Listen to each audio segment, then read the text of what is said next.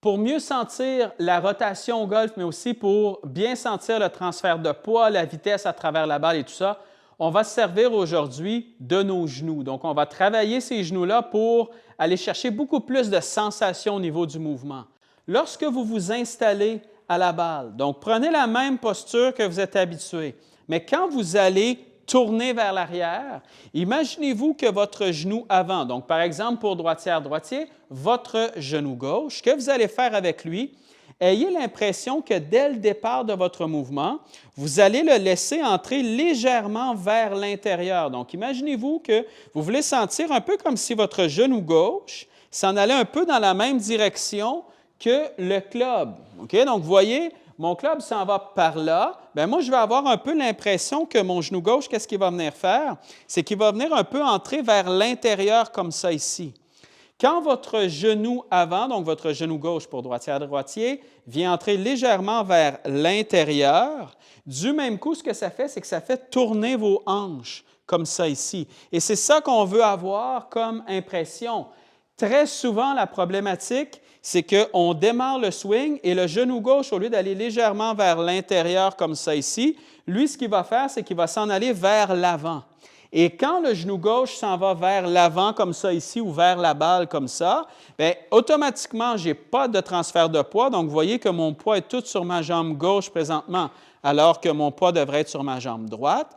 Mais simplement parce que ce genou-là ne s'en va pas dans la bonne direction.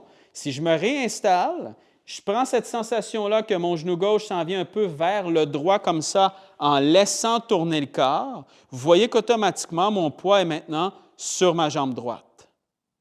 Vous allez voir qu'en faisant ce mouvement-là, vous allez développer beaucoup plus en fait de fluidité au niveau du mouvement et vous allez sentir une rotation de corps, un transfert de poids se faire beaucoup plus facilement. Si je fais ce mouvement-là et donc je laisse le genou gauche entrer un peu vers l'intérieur comme ça, bien, ça m'aide à aller chercher beaucoup plus de fluidité plutôt que de faire ça ici comme on voit beaucoup trop souvent. Même principe au niveau de la descente. Et là, si vous avez des problématiques justement au niveau du transfert de poids, que vous gardez toujours beaucoup trop de poids sur votre jambe arrière à l'impact comme ça, bien ça va grandement vous aider. Donc, au niveau de la montée, on envoie notre genou gauche, par exemple, pour droitière-droitier, vers le droit comme ça. Lorsque vous allez redescendre, faites exactement la même chose. Prenez votre genou droit et amenez-le un peu vers le gauche. Et voyez quand vous faites ça, à quel point, premièrement, j'ai du poids sur ma jambe gauche, mais voyez aussi à quel point ça fait un peu là, tourner mon corps à travers la balle. Et c'est ça que je vais aller chercher. Je vais aller chercher cet élément-là de fluidité à travers la balle, d'un corps qui tourne et non pas d'un corps qui reste beaucoup trop statique face à la balle.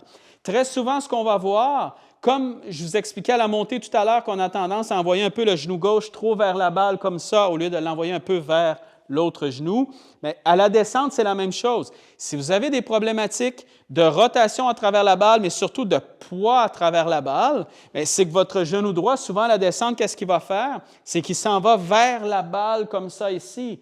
Et quand le genou arrière s'en va vers la balle comme ça, vous voyez mon poids présentement est sur cette jambe-là, alors que normalement, je devrais être sur l'autre jambe.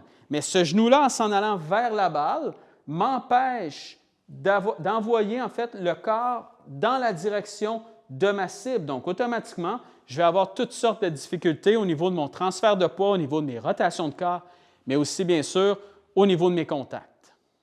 Vous n'avez pas besoin de faire ce mouvement-là à l'extrême, c'est-à-dire que si je m'installe comme ça, moi, je n'ai pas besoin de sentir que ce genou-là, là, je vais venir littéralement l'appuyer sur mon genou droit comme ça. Tout ce que je veux sentir, c'est qu'il vient légèrement vers l'intérieur comme ça. Donc, si votre pied avant, lorsque vous allez faire la montée, a besoin de légèrement se lever pour y arriver, soit parce qu'on manque un peu de flexibilité ou simplement pour nous aider à tourner un peu plus, c'est correct, il n'y a pas de problème. Ce qu'on ne veut pas, c'est de le faire, par exemple, à l'extrême comme ça ici, où mes deux genoux sont littéralement collés un sur l'autre. On veut quand même garder un certain espace entre les deux genoux. Sentez simplement, quand vous allez démarrer, que votre genou avant vient légèrement vers le genou arrière comme ça, tout en gardant un certain espace. Et vous allez sentir tout de suite cet élément-là de mobilité. Exactement le même principe à la descente. Donc, quand vous allez redescendre, Imaginez-vous que vous voulez sentir que ce genou-là vient légèrement vers le gauche.